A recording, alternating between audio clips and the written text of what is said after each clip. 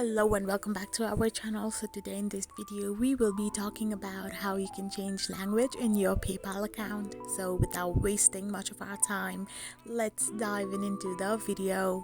First and foremost, all you need to do is simply tap open a web browser of your preference and type in the URL www.paypal.com.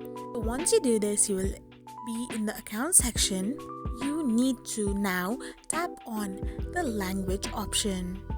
So once your account section has been loaded, you can simply tap on the language bar. As you can see, I can getting the English language as an option in my drop down menu bar. However, it can vary according to your account settings that you get different languages in the drop down menu bar. So if you select any of the language that you want to change your account into, you can simply tap it from there. And in this way you can change your language in PayPal. I hope you found this video helpful, so don't forget to hit that subscribe button and to give us a thumbs up. We will be back again with these informative videos. Thank you for watching.